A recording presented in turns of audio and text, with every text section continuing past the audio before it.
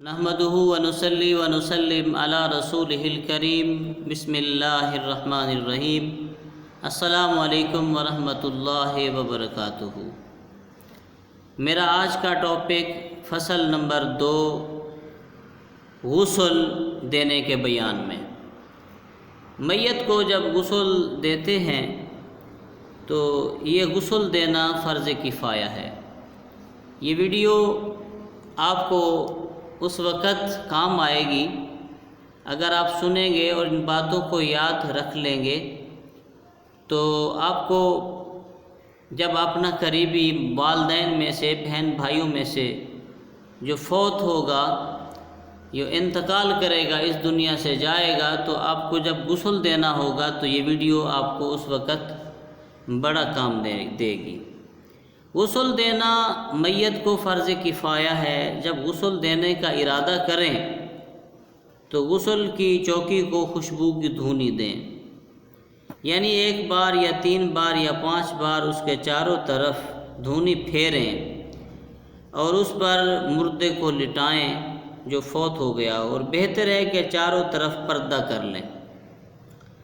پھر کپڑے اتاریں اور ناف تک سے لے کر زانوں کو چھپائے رکھیں، پردہ رکھیں۔ ایک کپڑا ہاتھ میں لپیٹیں اور آگے پیچھے سے اس کا سطر جو ہے پانی ڈال کر صاف کریں۔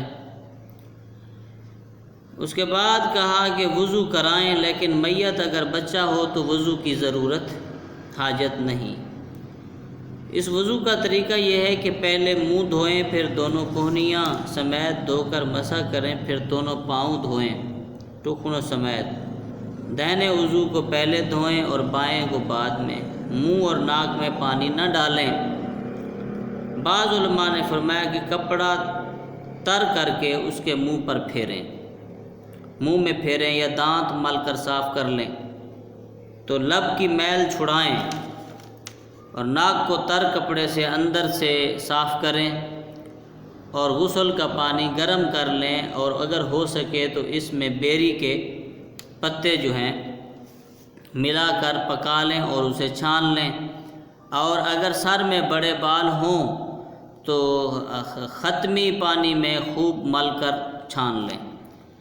اس پانی سے سر اور داڑھی دھوئیں یا صابن وغیرہ سے بھی دھو سکتے ہیں، دھوئیں۔ پھر میت کو بائیں کروٹ لٹا کر دہنے پہلو کو سر سے پاؤں تک غسل دیں، پہلے دہنے پہلو کو، پھر میت کو دہنی کروٹ پر لٹا کر غسل دیں تاکہ سب جگہ پانی پہنچ جائے۔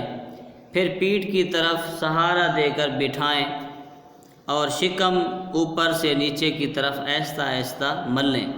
اگر کچھ نجاست نکل جائے تو اسے صاف کر لیں، اور غسل یا وضو نہ دہرائیں، اور سر اور داڑھی میں کنگھی نہ کریں، اور نہ ناخن تراشیں، نہ لب اور بغل کے بال دور کریں۔ جو شخص دریا میں ڈوب کر مر گیا اس کو بھی غسل دینا واجب ہے، اور اگر اس میں اس قدر پھول گیا ہے کہ غسل دینے سے نہیں دے سکتے تو اس پر پانی بہانا واجب ہے۔ اور جو لڑکا پیدا ہو گیا مر گیا اس کا بھی غسل واجب ہے، چاہیے کہ اس کا نام رکھیں اور غسل دے کر نماز پڑھیں، نماز جنازہ۔ اور جو مردہ پیدا ہو یا کچا بچہ پیدا ہو، یعنی اس کے اعضاء درست نہیں ہوئے، اس کو بھی غسل دیں اور کپڑے میں لپیٹ کر دفن کریں۔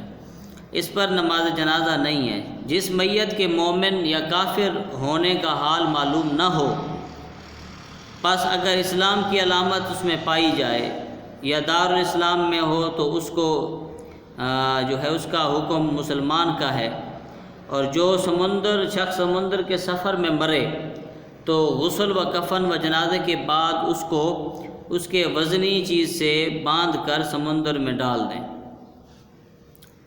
بہتر ہے کہ غسل دینے والا بھی باوضو ہو، اور اگر جنابت والا یا حیض و نفاس والی عورت یا کافر غسل دے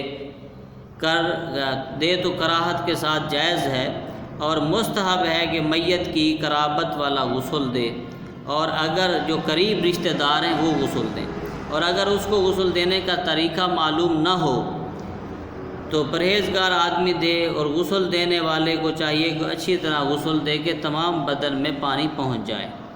اگر میت کی خوبی دیکھے تو اس کو بیان کرے، اگر برائی دیکھے تو مثلاً بدبو یا صورت کی بے رونقی یا وضو پر برائی تو اس کو ظاہر نہ کرے۔ مردوں کو مرد غسل دے اور عورتوں کو عورت، اور چھوٹے لڑکے لڑکی کے غسل میں اختیار چاہے مرد دے چاہے عورت، اور ضرورت کے وقت عورت اپنے شوہر کو غسل دے سکتی ہے، لیکن شوہر اپنی بیوی کو غسل نہیں دے سکتا۔ اگر عورت مر گئی اور غسل دینے والی عورت نہیں ہے تو اگر مرد محرم موجود ہے تو اپنے ہاتھ سے تیمم کرا دے، اور اگر شوہر ہے تو ہاتھ میں کپڑا لپیٹ کر تیمم کرائے، اور اگر اجنبی ہے تو بھی کپڑا لپیٹ کر تیمم کرائے، اور ہاتھ کے تیمم کرانے کے وقت نگاہ نیچی رکھے۔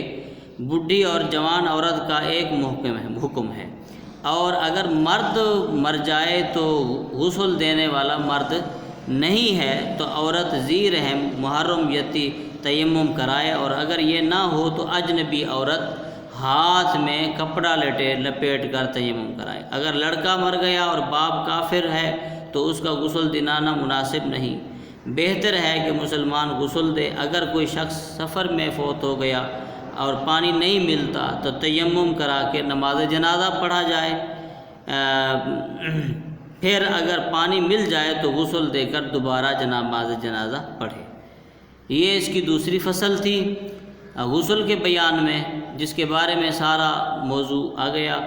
اب تیسری فصل ہوگی کفن دینے کے بیان میں۔